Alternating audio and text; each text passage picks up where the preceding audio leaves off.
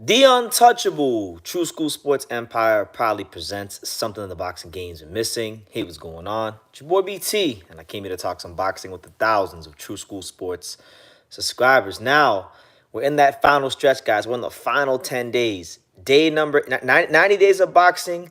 Day number 80, man. I can't believe it. Well, I was just looking at the calendar.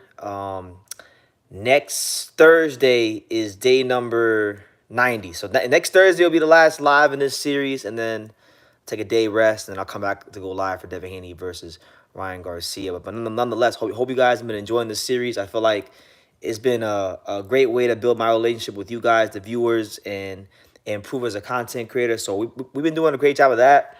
Before I get into any boxing talk, because I know there is going to be a lot discussed once people start coming in here and giving their comments and making their thoughts known. Couple of things I want to highlight to you guys. So I've dropped a couple interviews today. Please go check them out. I dropped my Angelo Leo interview today. We know that it is, in fact, Angelo Leo fight week. So make sure you guys tune in Wednesday night to Pro Box TV for his fight with Eduardo Baez. It's going to be a good fight. Might be the best fight of the week. So yeah, check that interview out. Interviewed him.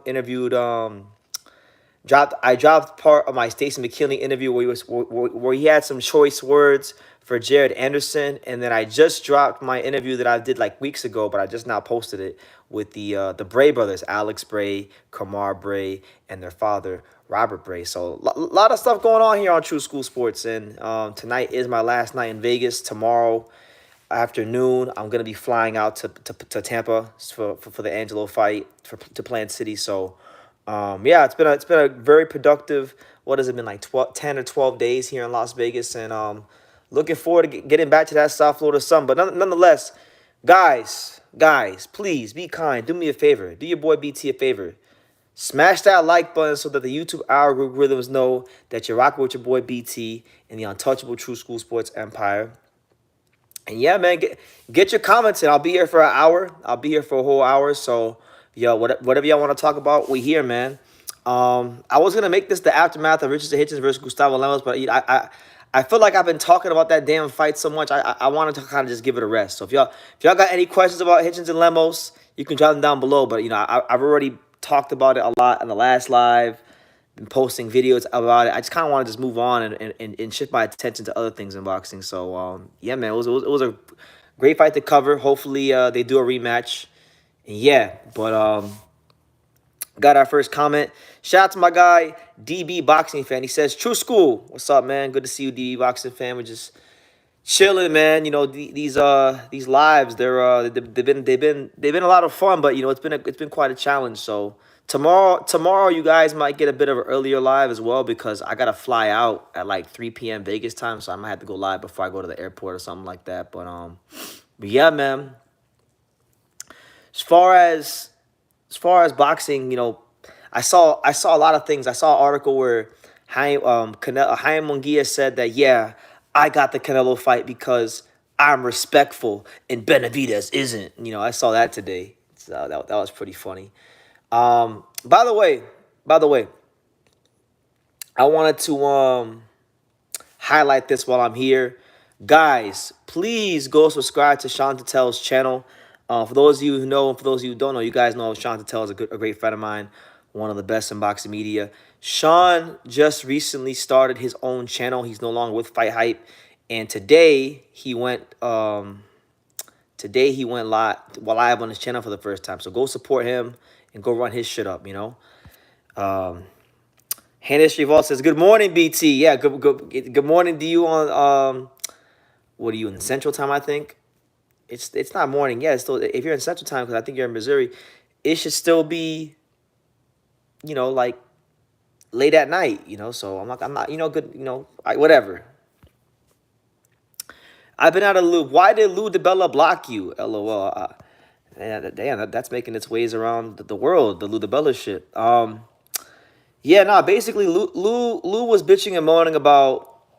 He was crying about how Gustavo Lemos got robbed and how boxing is, it's a corrupt system, and the sport alienates the fans by bad decisions, and we need to stop this, or this, that, and the third, right? So I pretty much said, look, when Maxie Hughes fought George Kambosos Jr., we didn't hear none of that stuff from you. We heard not a peep of that from you. And then he was like, "Oh yeah, you did hear about that. You heard it all over social media." And I said, "Yeah, but we didn't hear it from you, Lou. We didn't hear it from you." So I was just pointing it out to him kindly. I wasn't disrespectful. I didn't call him out of his name, and he couldn't take the heat, so he ran the fuck about the kitchen, and that's what happened. So that's the long and that's the short of it. If you want the guys the honest truth, But I got no malice or hatred towards Lou DiBella. I got respect for the OG Lou DiBella for what he was doing back in the days at HBO. And look, God bless him. True School, who do you got? Beterbiev or Bivol? Everyone knows the answer to this. Beterbiev, hands down. Bivol is a great fighter, great technical fighter. He's not keeping Beterbiev off room for no damn 12 rounds. And even if it gets into a boxing match, it's very possible Beterbiev could outbox Bivol. Everybody looks at Bivol and they look at the footwork and all this stuff, and they think that Beterbiev don't have the remedy for that. Beterbiev was just as accomplished, if not more accomplished, of an amateur fighter than Dimitri Bivol was. People need to actually learn what they're talking about. Not putting down Bivol. Bivol is a great fighter. Bivol could definitely. He's definitely good enough to beat Beterbiev. I just feel like, and I'm getting tired of Artur Beterbiev's boxing ability and his boxing skills being downplayed. Honestly, what chances are you giving Bivol? I give a 40% chance. Like I got a 60-40 in favor of Beterbiev. Great fight. I'm crossing my fingers. God willing, I might be out in Saudi for that fight. You don't know where this boxing journey could take us. So I like that fight a lot. I hope they announce it, like the actual. I hope they make a formal announcement soon. And it's a great fight for boxing. The most significant fight of the year, hands down. Not the biggest, not the one that's going to make the most money, but definitely the most significant. No ifs, ands, or buts about it. He Great wants to know from me. He says, why is Canelo not fighting? Why Canelo won't fight Crawford if he don't fight David? I don't know, but I'm not losing sleep over it. I think Canelo versus Crawford is one of the sorriest fights in boxing. It makes no sense. Terrence Crawford needs to go fight Jaron Ennis. He needs to go fight someone around his weight class. Tim Tszyu or Fundora or just somebody around his weight, man. That's a pointless ass fight. So I'm not losing sleep over it. The best fight to be made in Saudi right now is more exciting than Usyk and Fury. Can't wait to see the odds for that one. The fight will be, yeah, I think Beterbiev and Bivol is a way better fight than Usyk versus Fury. Honestly, it's more significant. Yeah. Shout out to Montana with his first comment on the live. Welcome to the live, Montana. He says, after what I seen from Pacheco on Saturday, it just confirms to me that if he fights Berlanga, he would knock him out easy once he gets touched. So you're saying Berlanga will knock out Pacheco?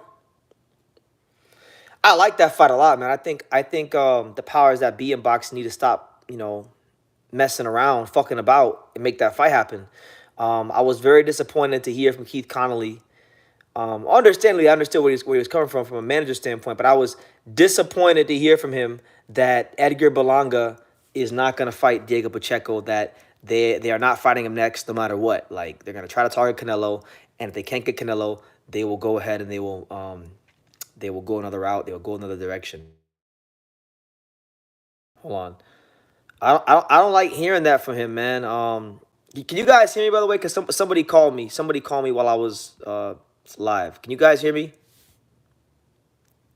Let me know if you guys can hear me, because I got a call. I got a phone call, and sometimes I know the audio goes out. So yeah, like I was saying, what was I saying?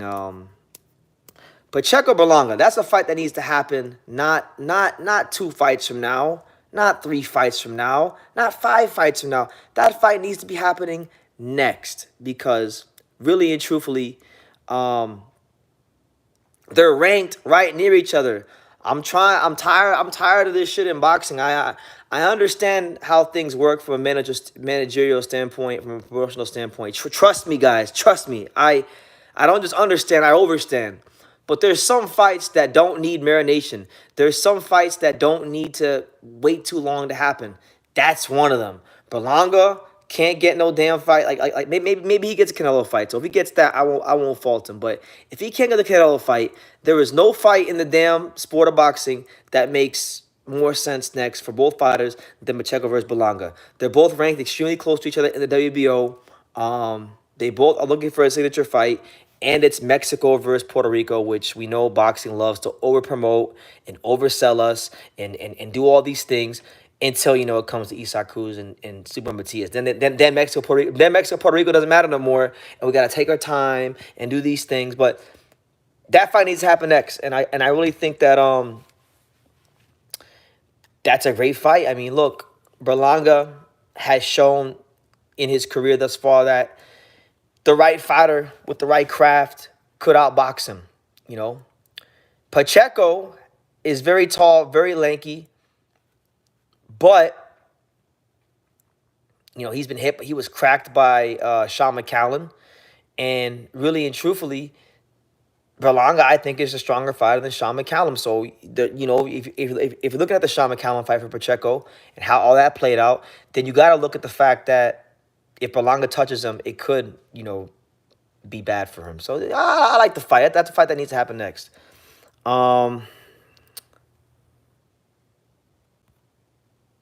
Boxers need to take weight. Needs to take weight divisions and not make YouTube hype fights. Yeah, they got to get to it, man. They got all these fighters. Managers these days are getting real creative. Promoters are getting real creative. They're trying to build value in fighters without them fighting. And like no fighter in the history of boxing has ever built real value in their career by not fighting. Dogs bark, cats meow. Fighters got to fight, and that's where we're at in boxing right now. Yes, let's see Pacheco versus Berlanga this year. Yes, there's no reason to wait till 2025. Make the shit in 2024. Lord Zed, he says, glad to see you, BT. Good to see you, champ. What's up? Good, just here chilling. Last night in Vegas, and then tomorrow afternoon I'm flying out to Tampa, and then I'll make a little short drive down to Plant City, and then I'll go watch my boy Angelo Leo fight on Wednesday against Eduardo Baez. Good fight. A fight that if he wins, I have reason to believe that there's gonna be a world title fight next. So y'all watch this space. Remember, I told you guys. Remember, there will be a world title fight. As long as just look, gotta take care of business. Can't overlook Baez. Baez is a tough Mexican fighter, but if he takes care of business like he should, he's getting a world title shot next. There's no doubt about it. And he's earned it. He's had 3 fights in 5 months. Who do you guys know? Tell me another fighter in boxing at his level, top contender, former champion, still in their 20s. Name me a fighter that's fighting 3 times in 5 months. I can't think of one. So y'all can let me know in the comments if you know one better than me. Alapau says, what to do? Good to see you, Alapau. How you doing? Dr. Spacco from Croatia, he says, hi, guys. Who do you think is going to win in the Caballero versus Frank Sanchez fight, and how? That's a great question. Like that fight, I will lean slightly towards Frank Sanchez. I think Frank Sanchez has more craft. But Caballero is younger. He's fresher. And conditioning and physical strength could play a role in that fight. So it's a good fight. I like that fight, but I'm gonna go with the older Warhorse. I'm gonna go with the more experienced Warhorse, the guy that I think is the superior technical fighter. I'll go with Frank Sanchez, but that's a good fight. Those are the kind of guys that I always thought Philip Hrgovic would have to fight, and shit, he still might. If he can't get those big world title opportunities, then it may be a scenario where you don't get a chance to see him fight for the title. And he has to fight these guys like Sanchez and Caballero. But that's a good fight. Hopefully, did it get finalized? I don't know if it got finalized. Speaking of finalized, it looks like Blair Cobbs versus Adrian Broner is finalized, because I saw Blair Cobbs post something about it today on Instagram. May 31st is the date. I got my fingers crossed that it's in Miami, so I can be a nice little home game for your boy BT, and I can cover the fight, cover the extravaganza, cover the spectacle of it all. But shout out to everybody here at your boy BT. We're like 15 minutes in. I'll be here for an hour, so get your questions in. And do me a favor, smash that like button and kindly let me know what city, what state, what continent you're watching from. I want to see how international we are on the broadcast. Salute to BT in the chat. Caballero versus Frank Sanchez it's a very quality fight. And he great says that the Cobbs fight is a great fight for Adrian, and he can be beat. I think both guys can be beat. I think both guys have shown themselves in their careers to be um, front runners. They're both at an older, advanced age, and they both kind of need the win to actually progress. Adrian Broner has backdoored his way into the welterweight ranking. So believe it or not, guys, that fight would actually have an impact on this barren welterweight division. And don't be surprised if the winner of that fight maybe winds up getting a Gerard Ennis fight, because Gerard Ennis can't get no big name opponents. Broner's a big name. Cobbs and Boots got history, so who knows? Who knows where this welterweight journey takes us? We got He Great in South Carolina. We got MAW in Australia. Shout out to all the Aussies. Got a lot of love for my Australian viewers. And shout out to Scott Nicholson. She became champion over the weekend. You know, she was doing her whole like Billy Joe Saunders shit in the ring. So good little fight. Good for her to become a champion, because Australia, Tim Tszyu lost. Michael Zarafa lost. The Australians getting their ass kicked in the big fights recently, so she kind of stops the bleeding and restores some respect back to the Australian boxing scene.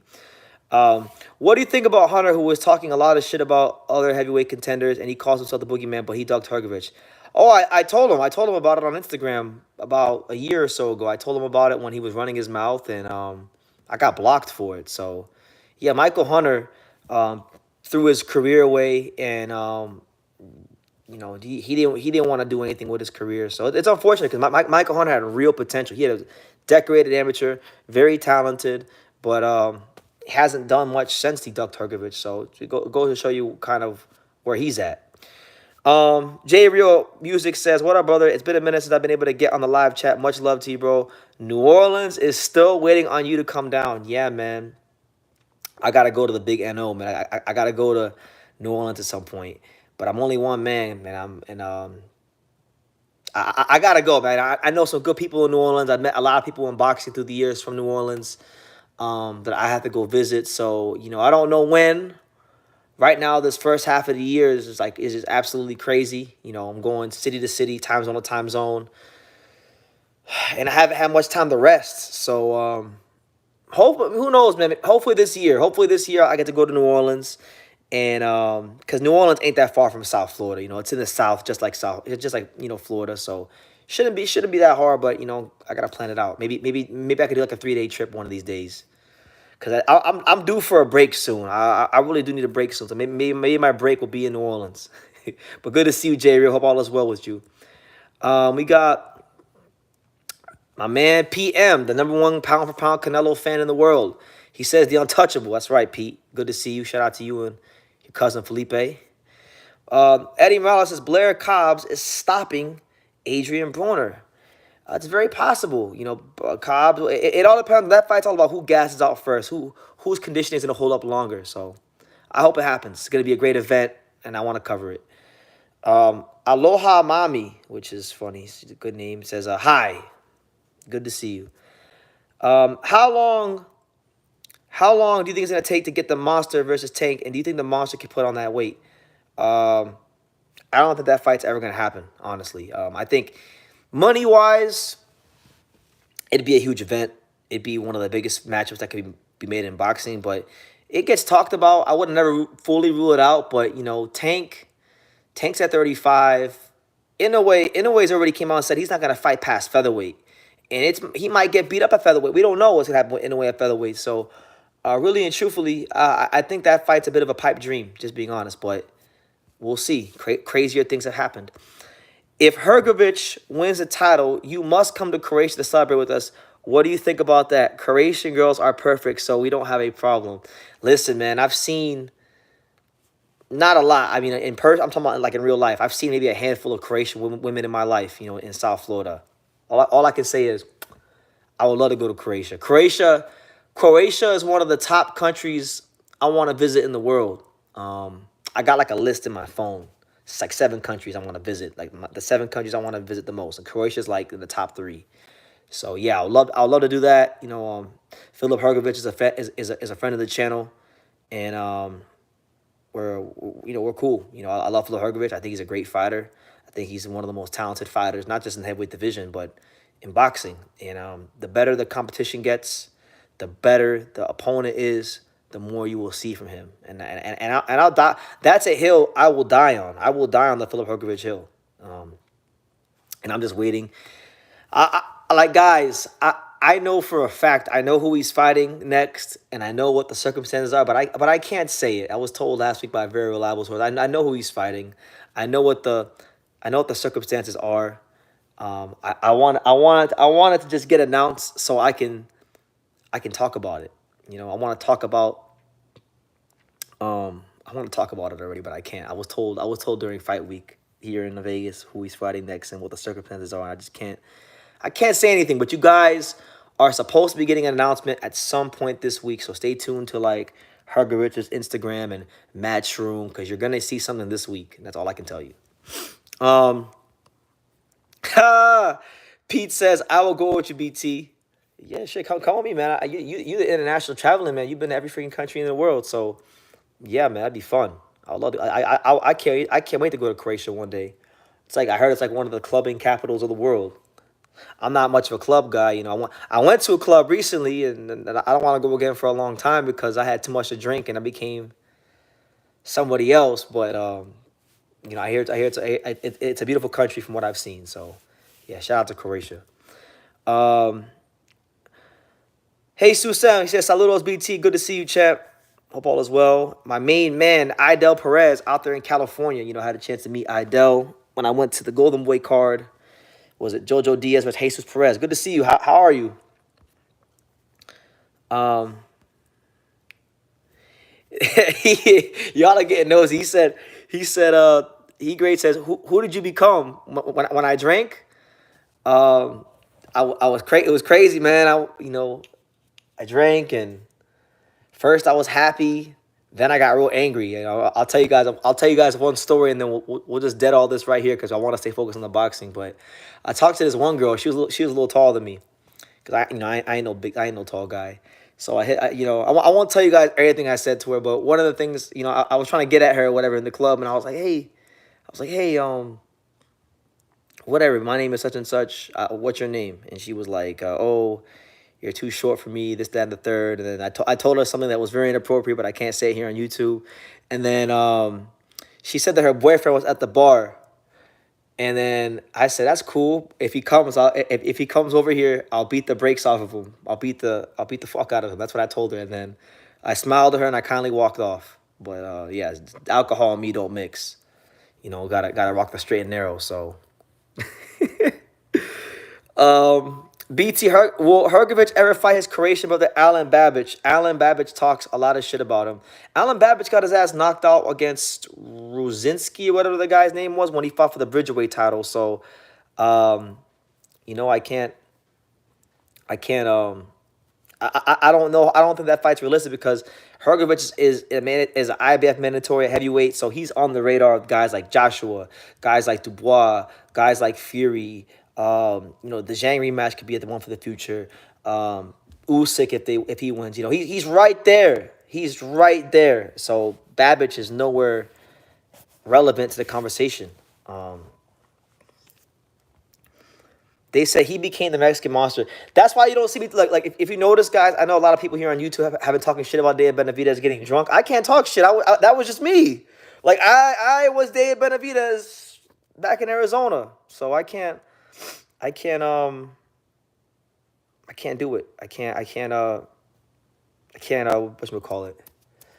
can't criticize him, He's a grown man, he ain't like that was his time off from work. So, let the man live. A lot of the Canelo fans like to act like Canelo Alvarez wasn't getting plastered. I call that a Tuesday. Call what a Tuesday? He said, you became the Riz master. I'm like that without alcohol, because like everybody in life, they normally have like three. Everyone either has one of these three vices. For some people, it's drugs. I don't do drugs. For some people, it's alcohol. I barely ever drink. And then the other one is women. That's mine. That's definitely mine. I'll tell you that right now.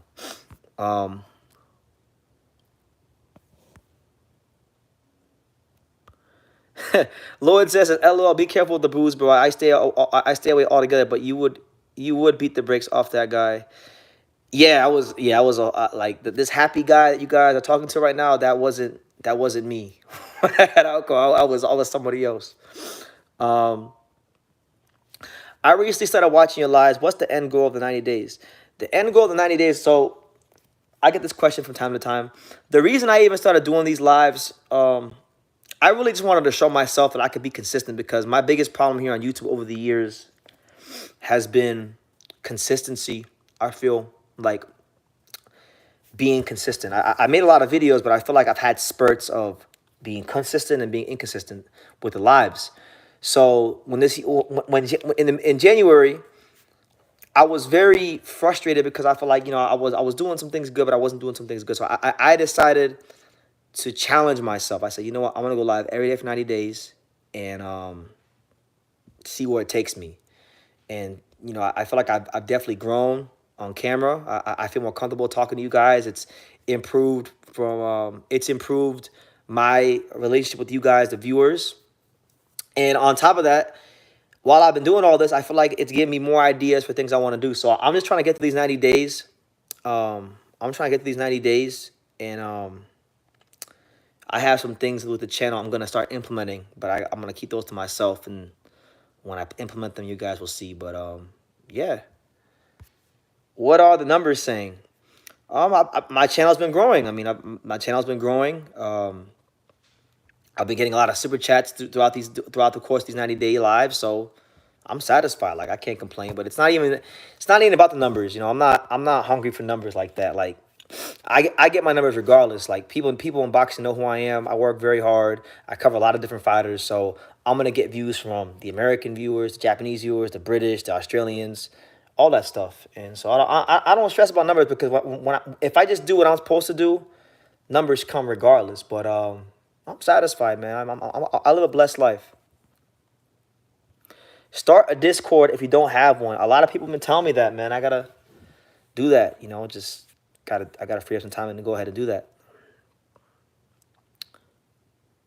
Next time, choose cannabis. Nah, man. I don't like nah. I'm good. I'm good on the weed. I'm here in the chat supporting because I love the grind and like the late night streams. Thank you, champ.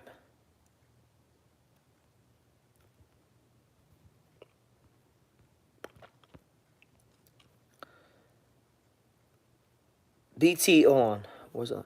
Start one and it will run itself. Trust me. Okay. I'll keep that in mind. I'll definitely get it started, man. BT, Dave Benavidez earned the right to have fun with beer. He was respectful to the fans. He apologized. Therefore, he deserves the fans to accept his apology. He can pick and choose to have fun.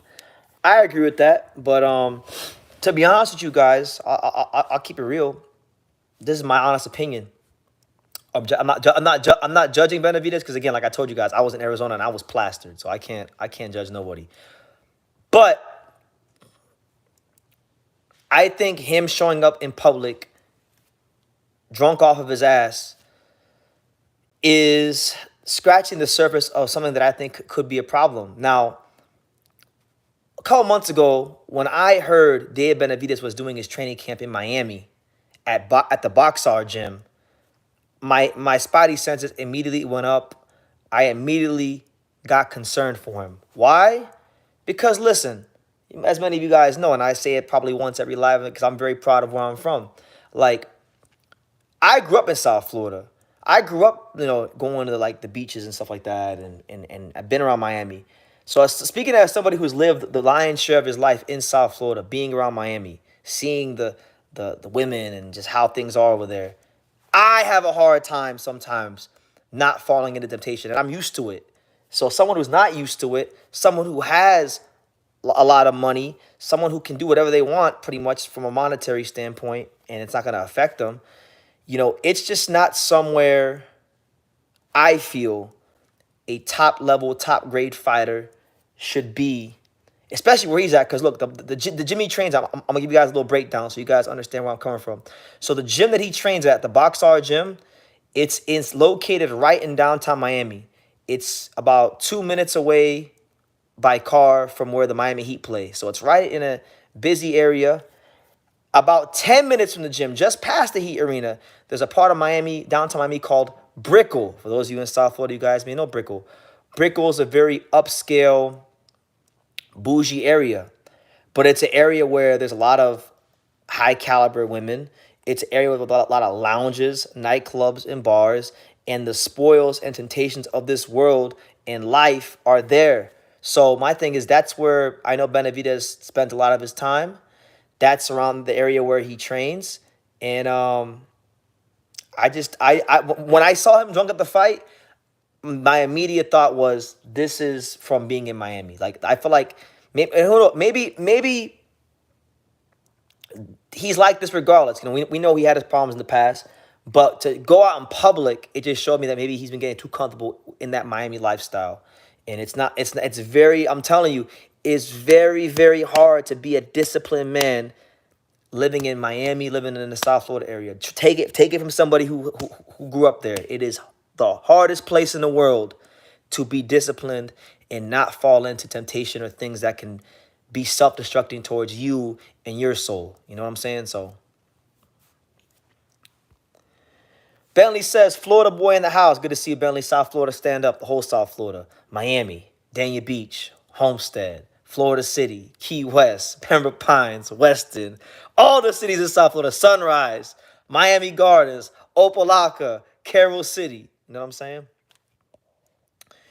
He says, but Messi is ultra disciplined. But yeah, but Messi, I know he lives in Miami, but Messi doesn't work in Miami. Messi plays in Broward, so he's not even in Miami like that. But um, Messi's different. Let's not compare Dave Benavidez to South Florida's very own Lionel Messi. We can't do that. You know, we can't compare him to Messi. But I hear you. Brickell has a lot of high-end Venezuelan chicks and Messi, of course. Yeah, shout out to the Venezuelan chicks and the Brazilians over there. He says he needs to leave his dad and hit up the Robert Garcia Boxing Academy for a real camp. That's why Ryo left. Um, I mean, look, I've heard great things about Robert Garcia Boxing Academy. I had a chance to meet Robert for the first time. He's a great guy. It's a great family. You know, shout out to everyone from Robert Garcia Boxing. You know, everyone. Yeah, man, that could be a good move for him. You know, sometimes change isn't always bad. Change is good. So we'll see how it goes for him. But I wish Benavidez nothing but the best. I'm not judging him for being drunk, but I do think it could be scratching the surface of a deeper problem for him being out there in Miami. That's just my opinion. So we'll see how it goes. Who was it? Who said this? Eddie Morales, one of my favorite viewers. He says the facts. I will definitely join that Discord. So yeah, when I get home and I finally have my computer again, because I don't even have my computer. I left both computers at my house with my dad so he can go live and whatnot when he's over there and make it easier on him. But when I'm back in the True School Sports HQ, that'll be one of the things that I go ahead and I work on.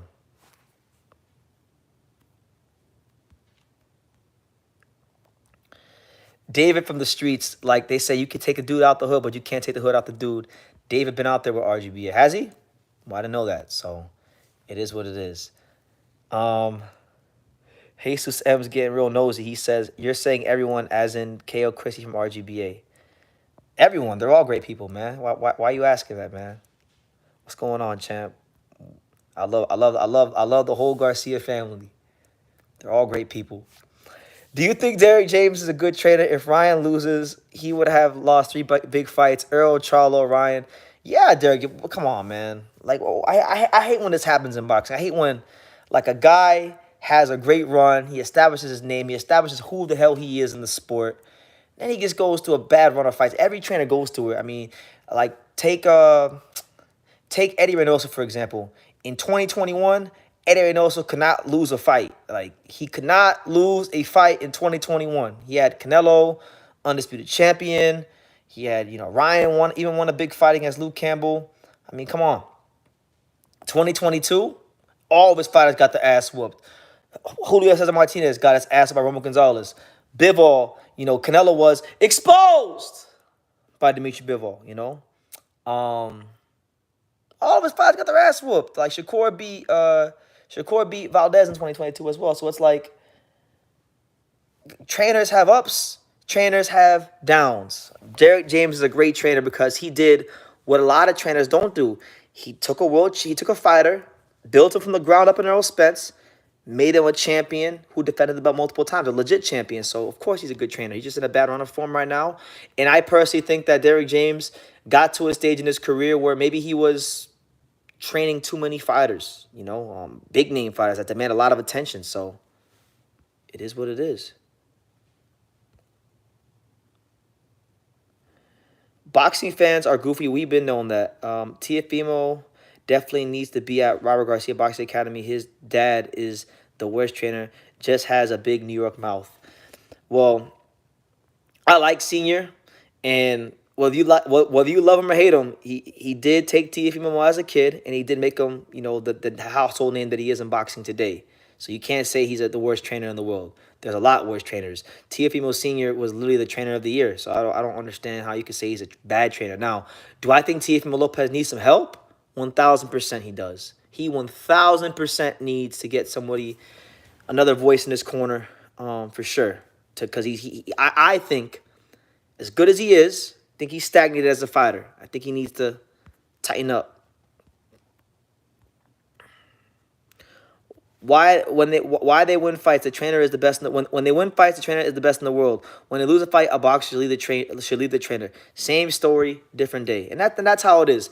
Every trainer goes through If a trainer is relevant long enough in boxing, they're gonna have phases. So they're gonna have that phase where nobody knows who they are.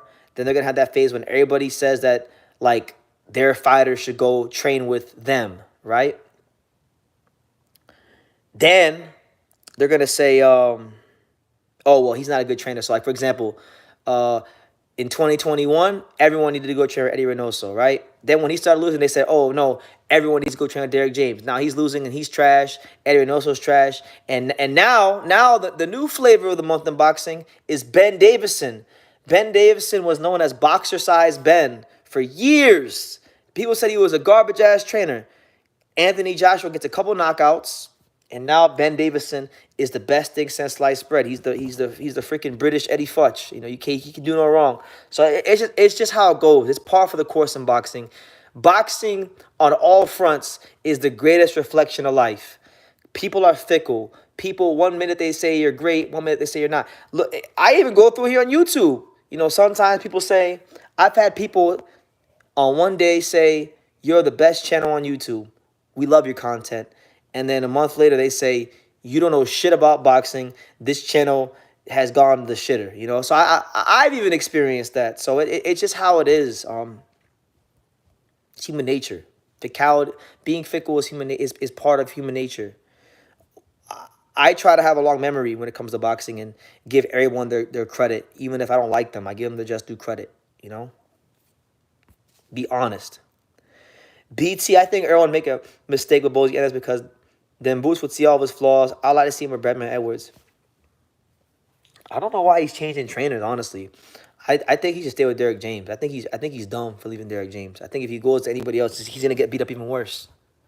And honestly, like, look, if Earl left Derek James because he got his ass beat by Crawford, well, guess what? Earl could have reincarnated mother-loving Emmanuel Stewart. He could have reincarnated Eddie Futch. Terrence Crawford was always going to beat his ass, and he knew that, and that's why he delayed the fight for so many years. So, it's not Derek's fault. I'm just not a fan of that. He's this late into the ball game in his career, and he want to switch coaches. I mean, I don't like it. I feel like you should stick with him, but that's what I'm saying. I've said a lot of shit about Canelo over the years. I've disrespected Canelo. I've clowned Canelo. When he lost to Bivol, I even changed my channel name to Canelo Exposed by Bivol. But one thing I will always give Canelo is that through all the wins, through all the losses, through all the pay-per-view fights, through all the money, through all the ups and the downs, he's always remained loyal to Eddie Reynoso. No matter how good or bad he performed in the ring, he always remained loyal to Eddie Reynoso. And that's just so rare in boxing. That's one thing I really respect about Canelo. Add that Earl also parties hard rappers and then trains hard. That's what I'm saying. Like, Earl Spence well, we know he's not like known for living that life of a fighter as much as he should, and that caught up to him because he fought a guy that did live that life of a fighter year after year after year, fight after fight after fight. And when the lights came on and they fought, it showed, and it showed in a major way. So, shout out to everybody here. It's your boy BT, the untouchable True School Sports Empire. It's my last night here in Vegas. It's also the first day of the final 10 days in the 90 Days of Boxing live series. You know what I'm saying? Definitely hit that like button, subscribe if you're new, and definitely super chat. Get your questions in.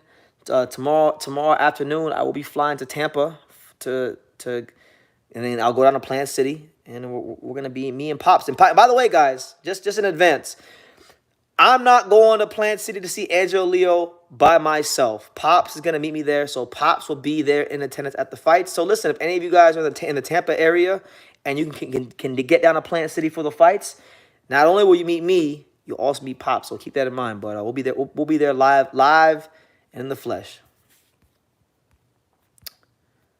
Pamaroon said, "What's good, BT? Love you. Love you. Keep the questions coming." Yes, and good to see you, Pamaroon. Love you too. Appreciate all the love and support over the years. And yeah, definitely keep the questions coming and the comments coming. Sometimes I think these guys are prideful and don't realize people are studying them. They all seem like they're fighting the same way, losing the same way. My only problem with James is maybe he needs another coach with him. Why coaches don't team up like other sports, like having multiple coaches for different areas?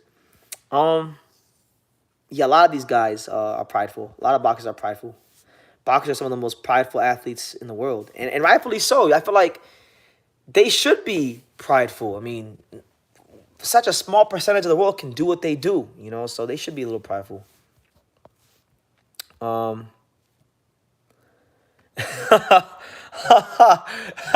this revolts. Oh, he's out here sending shots. No, the guy just, if anybody comes across this, I'm not saying this. I'm only reading a comment, so nobody get butthurt out there. But he stated the following, and I quote, "Keep in mind the way Bud's wife looks. That man had to stay in shape." And there you go. And she's like, I've seen her in person, and we all have eyes here. She's a big woman, you know. So he definitely could have played a role in his supreme physical condition. That's right, Idel. Salute the props. Good to see you, champ. What is the state of amateur boxing? Are the babies willing to suffer to become great anymore? I think there's plenty of kids out there that wanna suffer to become great. I know quite a few personally in real life. I just think that from what I've seen with amateur boxing, I feel like it's very disorganized, and I feel like a lot of amateur coaches these days. I mean, don't get it twisted. There's many unsung heroes of boxing, coaches all over this country that nobody knows, that don't look for applause, that give the shirt off their back for the kids, for the amateurs, their time, they volunteer. But there's a lot of coaches that don't have these fighters' best interests at heart, that take advantage of these young fighters. So it's like, there's plenty of kids that want to become great and they have it in their heart to become fighters. But I feel, from what I've seen, there's a lack of coaches, male leadership to properly guide these young kids. And that's why, you know, I feel like amateur boxing in America is stagnated a little bit. I got a homeboy that likes them big. If they ain't 400, they can't. Yo, that's crazy. You crazy. That's crazy. 400 pounds? Yo, your friend's out there fucking with the Big Show.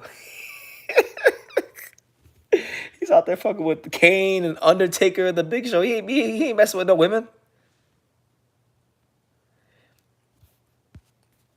Stay close to Pops this time just in case he gets into it with someone again. Oh, my God. Golden Boy. Who's Golden Boy?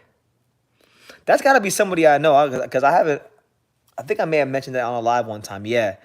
I got to make sure. I got to keep surveillance on Pops, because last time I took him to one of Angelo's fights with Pops, I remember I turned my back for 5 seconds. I turned my back for 5 seconds. All of a sudden, he's all angry, and I see him. He said, no, he disrespected me. I stand on morals and principles. So I might have my eyes glued. Like my four eyes gonna be glued to him the whole time I'm there, cause he gonna be lit. I already know that.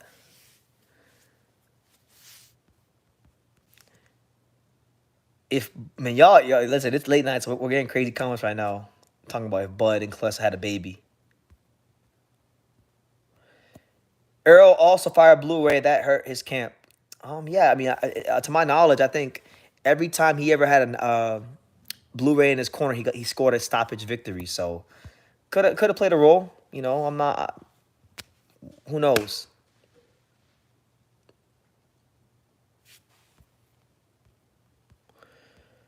Shout out to everybody here though. It's your boy BT, the untouchable True School Sports Empire. We're just here going live before we have to make our arrangements to go to Tampa tomorrow, Plant City.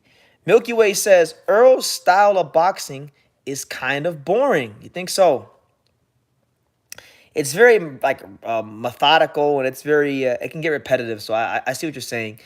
I liked his style a lot before the car crash. I think he was a more exciting fighter before the car crash. After the car crash, he wasn't the same fighter. You know, like he wasn't the like his style was the same, his tendencies were the same, but his athleticism wasn't quite the same. But regardless, car crash, before the car crash, after the car crash, Terrence Crawford was always going to curb stomp him, so it didn't matter. BT, are you going to Guile versus Bam? Sonora is rolling deep to support Guile and AZ. Well, that's music to my ears because the Mexican girls the Mexican girls from Sonora are the best in the world. So yes, I will be there. I know it's June 29th. It'll be the same day. Teofimo Lopez is fighting Steve Claggett in South Florida, which is cool. You know, Teofimo Lopez finally decides to bring a fight to South Florida, but unfortunately, he's bringing the fights to South Florida when there's a much better fight going on in Arizona. So I'm going to Arizona. I don't give a damn. Like, respect to Teofimo. Hopefully, he has a good fight and gets back on track and puts on a great event for his real fans. You know, the ones that he should have been embracing when he first turned pro. But nonetheless, you know, I'll be in Arizona. I ain't worried about no damn Teofimo Lopez versus Steve Claggett. But yeah, I'll be there.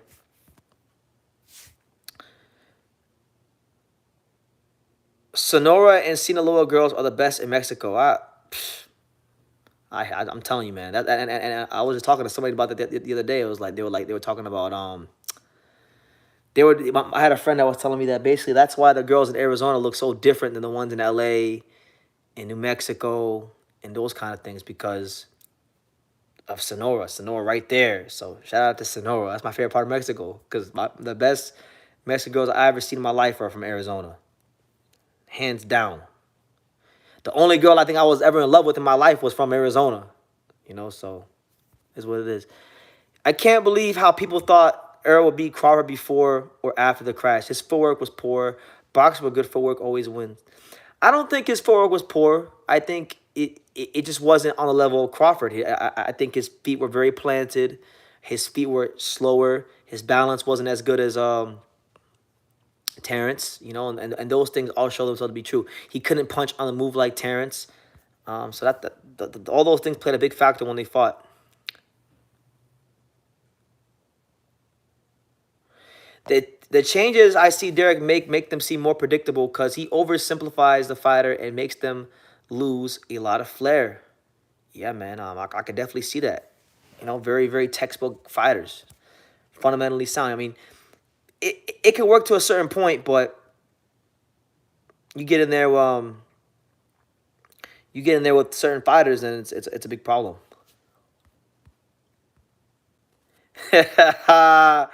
My man Edgar says BT knows. Trust me, I know all too well. So, you know, I knew about the Arizona Mexican girls long before I ever went to Arizona. Now that I went to Arizona, man, I can't wait to go back. I was in paradise. I love Arizona. Arizona might have became one of my favorite places in America. You know, and I was only there for 2 days. So I gotta be careful out there. We're in the second quarter of the year, so I ask: has the clear face of boxing been established? If not, who's in front of the pack? And I really, I understand that this question gets asked for discussion, debate purposes, but I really don't like this question.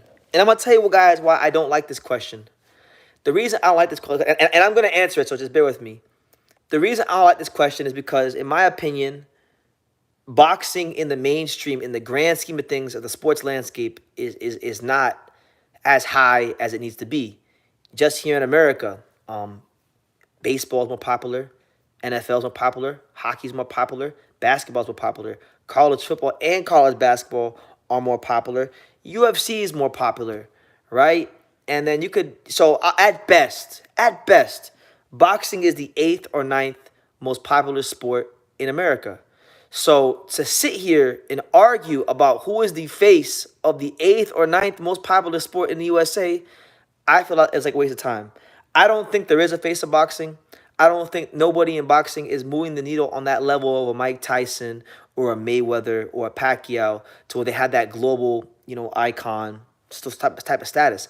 I think there's faces. I think there's guys that are carrying boxing in certain regions. Like I think Canelo is the face of boxing in North America. I feel like, Inoue is the face of boxing in Asia. I feel like Joshua is the face of boxing in Europe and I guess you could say Saudi because he fights out there. But nobody has the whole world on lock like that to where they're moving the needle. So I don't like to get into that debate, but that's my take on the matter. There is no face of boxing. These guys got to do better. And the thing is, the guys look at all the guys apart from maybe like an Inoue, all the guys I mentioned that you could say are the face of boxing. Like look at Tank, and then look at Canelo. These guys got big responsibilities, and they're not delivering the fights that the fans want to see. People been asking Canelo to fight Benavidez for 3 years now. Still can't get the fight. People been asking Tank to fight somebody. I mean, he's fighting Frank Marlon, which is a good fight, but it's not Devin, it's not Shakur, it's not the fights we've been asking for. So how could you call these guys the face of boxing when they're not even holding the responsibility properly? In a way, he's doing this thing. I feel like if I had to name a guy that's the face of boxing, if you told me if I had to name a guy who I think is doing the best job of carrying the face of boxing amongst all those guys, I would say Inoue, because Inoue has done the least ducking out of Canelo, out of Tank, out of Joshua. He's done the least ducking. But even with him, it's like, okay, can you really call a guy the complete face of boxing when he hasn't been? And I know people are going to hate when I say this because they're going to say, true school, the world is so much bigger than the USA. And it is. And it's a beautiful world with a lot of beautiful people and a lot of beautiful countries and a lot of beautiful places that I still want to go see. But the reality is the entertainment capital of the world is the USA. So how could you call a guy the face of boxing when he's only but so famous in the USA? You know what I'm saying? So that's my overall take on the face of boxing debate. I really feel like that debate's not even a debate that most people have objectively, because normally when I hear that term even thrown out there, it's from a fanboy of a certain fighter to prop him up and put him above other fighters, like Canelo fans like to do, like Tank fans like to do, like Anthony Joshua fans like to do, like Inoue fanboys like to do. So that's what it is.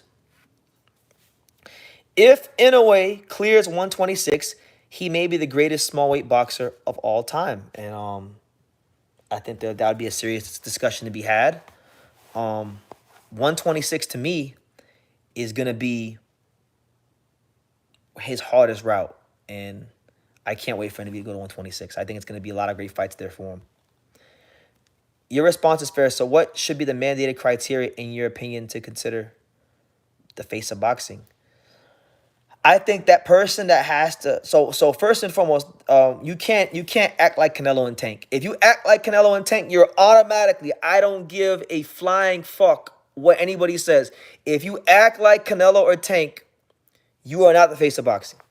Meaning that if you don't go in there and fight the fights people want to see, you're not the face of boxing. How can you be the face of boxing if you're not giving the public the fights they want to see?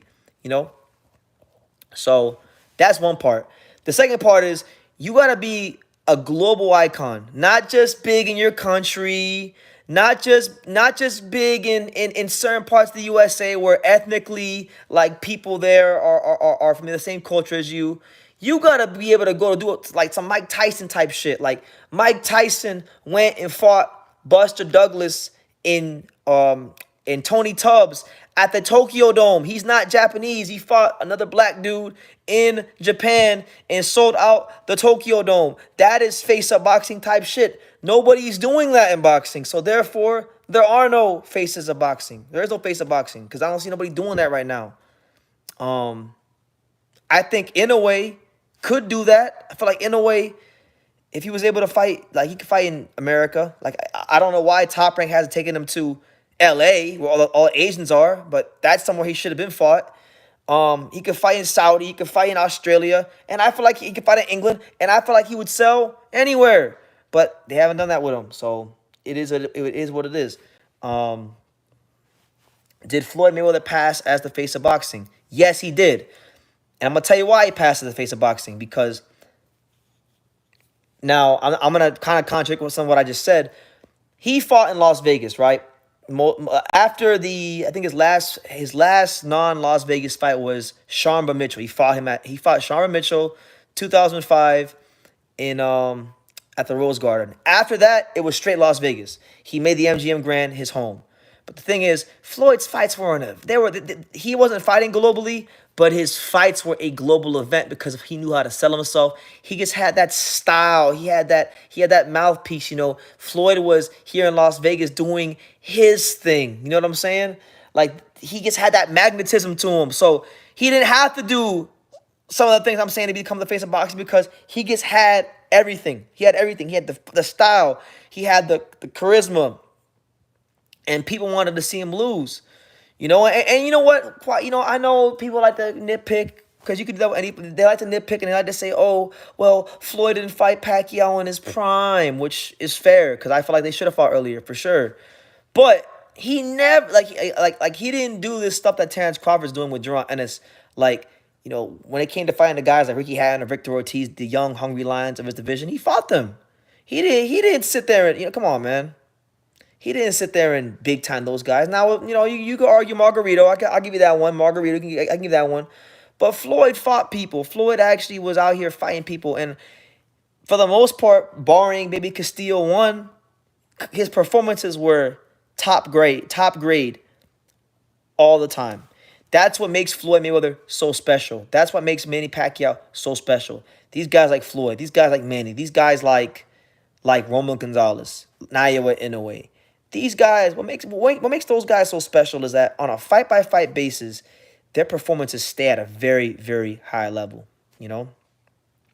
But Floyd did not sell out arenas outside the U.S. He didn't have to. Look, I'm telling you, he didn't have to because even though he only fought in the U.S., because of how he was, his mouthpiece, his style, his swagger, his charisma, he was able to garner the attention of the world when he fought. His fights were a global event. He fought Ricky Hatton, and 10,000 Brits came to watch Ricky Hatton fight Floyd Mayweather. Okay, he's an exception. He's an exception to the rule. Not everyone can be Floyd. Floyd is a one-off. There will never be another Floyd Mayweather.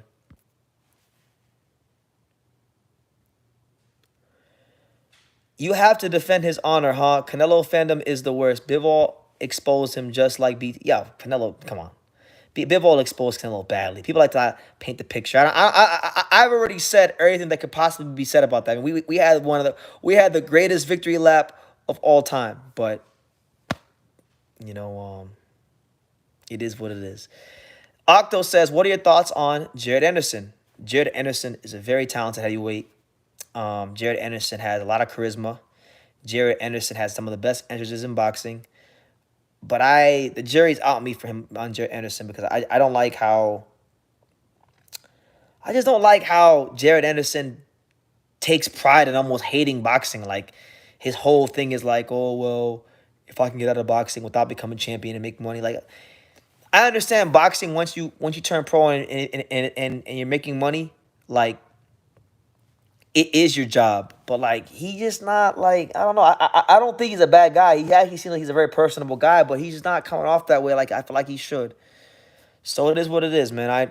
He's fighting Riyad Mary. I don't really give a rat's ass about the fight if I'm being 1,000% honest with you. I'll watch it. Like, I'll cover it here a little bit here on True School Sports, but like Top Rank need to take them little tykes training wheels off of him and get him a fight with somebody like real, because he's fighting these cab drivers, he's fighting these Serbians. Like he needs to get to it, man. I think Carmel Moen could become the face of boxing. You know, and shout out to Carmel Moen. I got a lot of love for Carmel Moen. I like watching him fight. I had a chance to watch Carmel Moen fight when he was an amateur at the Eastern Qualifiers back in 2022 when I was out there with Sean Porter. But he's got one thing about Carmel that he's got going for him one thing he's got going for him that Shakur and Devin and these guys don't got going for them is the fact that he comes to get you, man. Like he has an aggressive style, so I like that. And he's got obviously the Mayweather co-sign behind him, so I think it's very possible. Hamed says, "Lil BT, is it true? Rest in peace, the Thunderdome Boxing Talk." Listen, man, I haven't talked to Anthony. Let me see. The last time I talked to Anthony for an extended period of time was like 2020. It's been years since me and him like really spoke. We used to speak on the phone a lot, like 2016, 2015, sometimes in 2018, a couple of times in 2020. But the last 4 years, I haven't really spoke to him. So I would hope not. I would hope he's not dead. But I do know that he's had his own problems and demons over the years. So I mean, if he has passed away, that's news to me. But I don't know anything about that, honestly. Just being honest. But I hope if he's alive, I hope he's alive and well. And yeah, because that's one of them guys, man. Them early days here on YouTube, Thunderdome Boxing Talk was one of those guys that really he really like was one of the guys I used to watch a lot, like 2015, 2016. So I always give him his just due when his name comes up, and I always give him his flowers, and I hope he's okay. But I don't know anything about that. It's been years since I really like spoke to him. How much of a boxer's career is on the boxer and on his team? Back in the day, most boxers had investment groups, and it seemed that they worked out better in Ali, Sugar Ray. So what gives? I feel like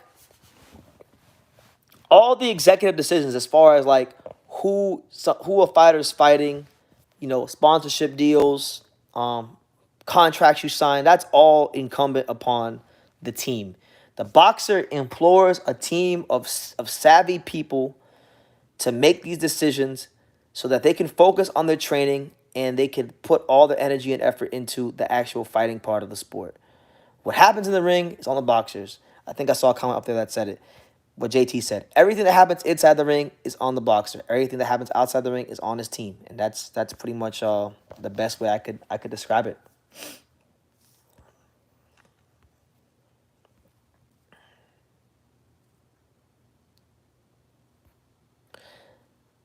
I need to see Anderson in there with Zhang, Hergovich, or Dubois. Yeah, I think that sounds about right. I would like to see him against all those guys as well. He needs to fight somebody, man. Like top ranks, like this Riyad Miri fight is not anything I don't care about it. Like I'll be honest with you, like a lot of times like I try to get myself like I care about it. You know, I'm gonna watch it, but you know what I'm saying. Like it's Monday. And I don't got that fight week buzz for that fight, especially on Angelo Leo fight week. I mean, Angelo's fighting on Wednesday, so I really don't care about it right now, honestly. But you know, you got Abdullah Mason on the card, so I'll probably tune in to watch the Butcher. Abdullah Mason, one of the best prospects in boxing, but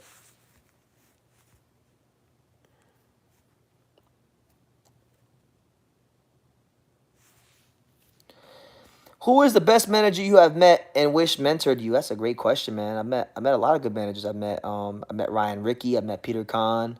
I just met Keith Conley this weekend. Best manager for me, hands down, the guy that I have so much respect for. That if I could pick one manager to mentor me, it would be Peter Kahn. Peter Kahn for sure, cause Peter Kahn. He's a boxing lifer. He's been involved in every part of the sport, and he knows it inside and out. And yeah, man, I got so much respect for Peter Kahn. Funny enough, the last night I was in Florida, before I started this whole trip of going to Arizona and being here in Vegas, but before I started this particular trip that I'm on, The last night I was in Florida, I went to the Florida Panthers game. The Panthers were playing the Boston Bruins. It was a big hockey game. I took some of my friends to the game. And on the way to my seats, who did I run into? I ran into Peter Kahn at the Panthers game. So he was there, and it was cool, man. I feel like it was almost a sign from God, because there are some things I gotta talk to him about. So I gotta go ahead and get in touch with him, man, real soon. Because I got some questions for him that I need to answer, because I know about boxing, but there's just some things your boy BT don't know about, and he knows about. So, yeah, I love Peter Kahn, man. Great dude. Someone that cares about his fighters. Someone that looks out for his fighters' best interest. And when I say his fighters, I mean all of them. Yeah, he said I knew it. I watched. Yeah, Peter Kahn. I mean, I know him. I know Stacey McKinley's technically a manager. I've met Robert Garcia, who's technically a manager. But I'm trying to think, like, who are the other managers I've met? I've met plenty of managers in boxing. I knew a guy named Charles Hill who used to manage Raquel Miller, but like Charles really isn't like a manager like that. He's just a guy with money. Why haven't boxers taken the example of Bernard Hopkins, as he was his own manager and got the Ring Magazine Boxing Manager of the Year? Why hasn't this translated to inspire fighters across the board? Now I'm gonna tell you this: that everyone likes to always talk this whole like be your own boss type shit. Like, oh yeah, just be your own boss, just be your own boxing manager. But you guys have zero idea the amount of layers that comes with managing a fighter. So it takes a very special person. I'm talking about special in terms of being disciplined in their training, and special in terms of being disciplined with their energy and their business acumen. Bernard Hopkins is a one-off. He is an exception to the rule. Fighters have to stay in shape year-round. At least the good ones do. They got to stay in shape year-round. They got to spar multiple times a week. They got to do strength and conditioning. By the time you go through all your training regimen, you don't have the energy to sit there and think about the business of boxing. A lot of guys can't do that. So it'd be nice to see in retrospect. It'd be nice to see, but I feel like having a manager is actually a very important thing. I feel like people like to shit on managers. I've seen this over the years in boxing. I've seen a lot of people shitting on boxing managers, saying that they're not important, and that couldn't be anything further from the truth. Boxing managers are one of the most important things in the sport because, like I said, 99.9% of fighters do not have the energy, and even if they have the energy, they do not have the patience to go through all the bullshit that comes with moving a fighter's career. So not only is having a boxing manager, not only is it necessary, but it's needed. Like it's a very needed thing. Now, having a good boxing manager is a harder thing to find because anybody could be a boxing manager, but can you get a boxing manager that really has your best interest at heart? And a lot of fighters don't get that. So it's a slippery slope to navigate through for the fighters. Do you think Sampson Lewkowicz is a good manager? I think he's good at everything he does. Sampson Lewkowicz cares about all his fighters. Yeah, I've seen Sampson Lewkowicz live in the flesh. I went to the WBA convention 4 months ago in Orlando, and I saw Sampson Lewkowicz. I saw how he talks to the sanctioning bodies and how he just shaking hands, kissing babies in politics. And I learned quite a lot from just watching him. So, yeah, he's great. Hobie Price versus Albert Gonzalez, who wins? I don't have an opinion on that fight, but that's a good. I mean, Hobie Price. I don't know a whole lot about Albert Gonzalez. I just know he's Robert Garcia fighter. But Hobie Price, he's got that real textbook style, like British style. I don't know. That's a weird one. BT, when was the last time you had a debate on the YouTube boxing community? I'm having debates every day in my comment section. I have debates every day with idiots in my comment section, so debates every day. But if you're asking in terms of like on video, when was the last time I had a debate? Probably about a month ago when I had Hyro on here, and we were talking about PBC. Probably that. To be honest, I don't really care for debating people anymore. Like I feel like I graduated past that. Like I like talking to people in the comment sections, but as far as like Like, cause there's so much to talk about in boxing. Like, gotta talk about. I gotta do these interviews. I gotta. There's so many fighters that stories need to be told. It's like, man, I could do a lot better than just debating somebody. And most debates get real disrespectful. Most people can most people can't debate you about boxing without getting disrespectful. So I put my energy into like just creating content that will live far longer than the debate. I've got a question. If Fury beats Usyk, what's a better victory for Fury's victory over Klitschko in 2015 or the Usyk fight this year? Definitely the Klitschko fight. In my opinion, Klitschko, because people are picking Fury to win this fight. He's the favorite. When he fought Klitschko, I remember everyone was saying that Fury was a jokester. He wasn't that good. Klitschko had the longest title reign in boxing since Larry Holmes. That's what he ended. So to me, and he had to go to Dusseldorf, Germany on the road in his home turf with German television on his side, and they're playing with the ring and all that. So it's got to be Fury versus Klitschko. No ifs, and for me, it's not even a question. But I know a lot of people will say Usyk, but for me, if you're asking me, I'm saying Klitschko. Is Richard Schaefer still around? I haven't heard much from his outfit Probellum. It's because it doesn't exist anymore. Probellum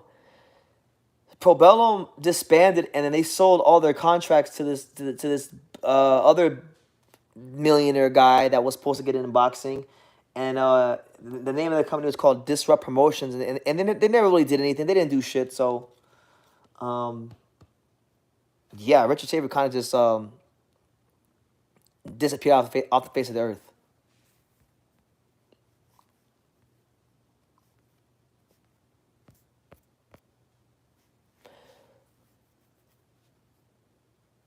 But guys, look. On that note, I'm gonna end the live. It's been a good live. I had to get some rest because like I said, I have to pack. I got to travel tomorrow. I might go live early in the day tomorrow, so stay tuned for that. But regardless, day 80 won't be tomorrow or later on today, I should say, because we're now in the wee hours of the morning here on the West Coast as well. But listen, guys, check out all those interviews I dropped. I dropped a lot of content today. I dropped my Angelo Leo interview today. I dropped Stacey McKinley. Stacey McKinley talked a gang of shit about Jared Anderson, so go watch that. And check out my interview with the prospects, the Bray brothers, Alex Bray and Kamar Bray. So yeah, good kids, good young talents. Check all that content out. Hamed wants to know, what am I packing for? I'm going back to Florida. I'm in Las Vegas right now. Been in Las Vegas for like what has been 2 weeks? No, yeah, like 2 weeks. Um, I gotta I'm going back to Florida tomorrow. I'm flying to Tampa, and then Wednesday night is Angel Leo's fight against Eduardo Baez. So I'll be there for that, and then after his fight, I'm going back home to sunny South Florida where the grass is green and the girls are the prettiest. So, yeah, that's the itinerary. That's on the True School agenda. But no matter where I'm at in the world, I'm gonna continue to drop this content, and we're gonna finish these 90 days out strong. And yeah, but you guys take care, be blessed, and like I say in every single one of these videos, you can love me or you can hate me, but I'm just a kid from Daniel. So until next time, take care, guys.